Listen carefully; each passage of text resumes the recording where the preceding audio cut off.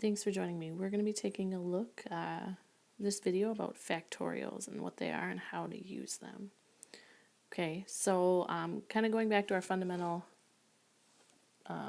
principle of counting, this first question says, how many possible ways can the letters in the word math be arranged? And if you remember, using my decision chart, I would have 4 choices for my first letter, 3 for my second, 2 for my third, and then 1 for my last. I would take 4 times 3 times 2 times 1, and I would get 24 ways. Okay.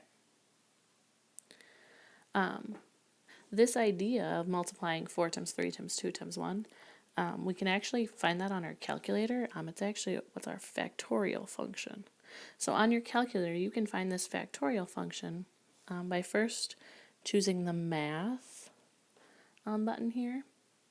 And then under the math menu, you'll see a screen that pops up like this. I want you to find this PRB for probability, and your factorial key is right there. So if you don't have your graphing calculator, pause the video, go get it now, and I want you to calculate these next values with me. Okay. Next, we are tasked to find the value of 7 factorial. So in my calculator, I'm going to go math, I'm going to arrow over to PRB, and then down to 4 is where I'm going to find my factorial. So I'm going to type in 7, math, and then factorial. So it gives me an answer of 5,040. Okay, 6 factorial. I'm going to do the same thing, and I'm going to get an answer of 720. Again, I want you to find these on your calculator as well. Okay, using the factorial feature, that's 120. And what your calculator is doing here is it's taking 5 times 4 times 3 times 2 times 1.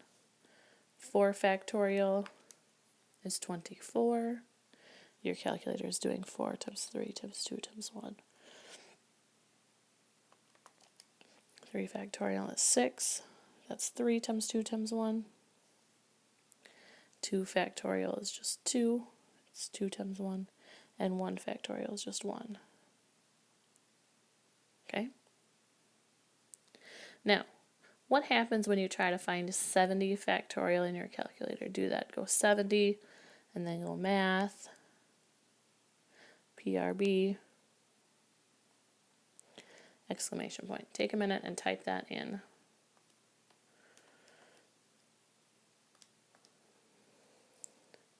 You should get something like this on your screen. It says error, then it says overflow. What that means is that number is too large for your calculator to compute. Okay, these factorials can get very large rather quickly. Okay. Number 2 says, remembering what n factorial means can help you do some messy calculations quickly, as well as help you do problems that may be too large for your calculator's memory, just like the last one we looked at.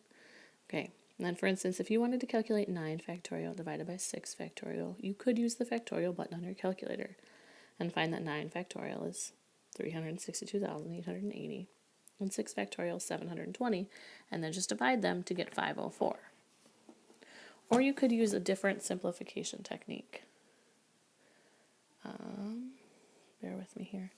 If I remember 9 factorial is 9 times 8 times 7, I can write it out. And maybe I don't even have to write out the whole thing, but I will this time. Over 6 times 5 times 4. Okay. Now, I have some numbers here that I can cancel. 6 divided by 6 is 1. 5 divided by 5 is 1. 4 divided by 4 is 1. 3 divided by 3. 2 divided by 2. 1 divided by 1. So I'm really just left with 9 times 8 times 7, which is 504. It should be the same answer as above. I can also write this out a little bit differently and save myself some steps. Now, factorial means you multiply all the way down to 1. So I can go 9 times 8 times 7 times 6. And instead of writing out 6 times 5 times 4 times 3 times 2 times 1, I can just do 6 factorial. Because that means I would continue on. But since the denominator is 6 factorial, I can just leave it like that and cancel those right there. And I'm left with that still 9 times 8 times 7, which is 504. Okay, we're going to use this idea to simplify a few more factorial expressions. Okay, so when I look at this one here, I'm going to take 10 times 9 times 8. And instead of listing all the way down to 1, I'm just going to do 8 factorial. And then I'm going to divide that by 8 factorial. And then these are going to cancel each other out. And I'm going to be left with just an answer of 90. Okay, same thing here. I could do 70 times 69 times 68, all the way down to 1. And then if I wanted to, I could write this 68 factorial out all the way down to 1. Or I could just replace that with 68 factorial. Any number divided by itself is 1, so 68 factorial divided by 68 factorial would cancel, leaving me with 70 times 69, which is 4,830. So I'm able to do this calculation, even though if you remember earlier I could not calculate 70 factorial. I'm able to do it without needing that. Okay, here's another one. I'm going to take 7, 6, 5, 4, and I'm going to stop at 4 factorial because I already have a 4 factorial in the denominator. Then these two cancel. So I'm left with 7 times 6 times 5 over, and I might as well write out my 3 factorial now as 3 times 2 times 1. Again, since 6 equals 3 times 2, I can cancel those out, leaving me with just 7 times 5. Okay. I see a 20 factorial, I see 18, so I'm just going to do 20, 19, 18 factorial, and I'm going to stop there. And write this one as 18 factorial times 2 factorial. These 18s factorials are going to cancel, leaving me with 20 times 19 over 2 factorial is just 2 times 1. So 20 divided by 2 is going to be 10. I'm simplifying that there, and I'm left with 10 times 19 is 190. Okay, so that's another way that we can simplify these factorials. Okay, and then I have a bit of a challenge one here for you. Write an equivalent expression for each that does not include the factorial symbol. The first one is the first 5 factors of n minus 3. Well, my first factor is going to be n minus 3. Then I want a number 1 less than that. So I'm going to take 1 away, so it's going to be n minus 4. And then I want 1 less than that. Okay, and it wants 5 factors. So far I have 1, 2, 3, 2 more. And then n minus 7. So I'm subtracting 1 each time.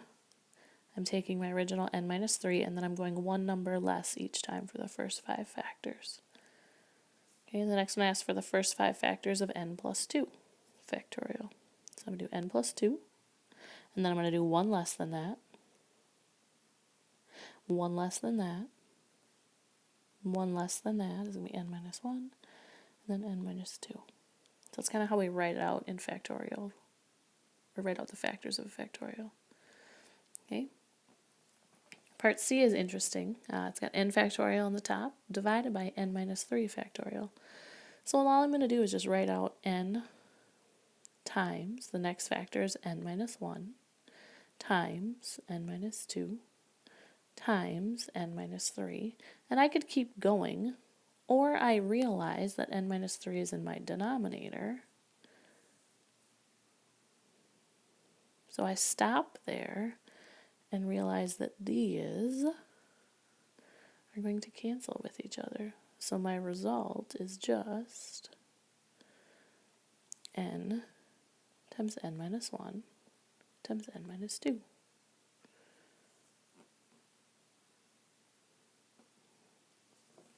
going to use that same idea here. I'm going to start at n plus 2, and I'm going to write out the terms until I get to my denominator. N minus 1, n minus 2, and I could keep going, but I'm going to stop there and put my factorial symbol there. My denominator was n minus 2 factorial. So then these are going to cancel, and my answer is going to be n plus 2 times n plus 1 times n minus 1. Okay, like I said, those are a little bit of an extension or a challenge problem. What you need to know is that if you see a factorial symbol, something such as 5 factorial, it just means 5 times 4 times 3 all the way down to 1. Okay, if it were to be 100 factorial, your calculator cannot compute this value, but it would mean 100 times 99 times 98 times 97 times 96 all the way down to 3 times 2 times 1. Okay, and if we're smart, we can remember what that factorial means. So if I were to have 100 factorial over 98 factorial, I would know that that would mean 100 times 99 times 98 all the way down. So I'm just going to stop there. And then when I have my 98 factorial there, those two then can cancel, leaving me with 9,900. So you should be able to solve these quickly if you remember what the definition of the factorial function is and how it works.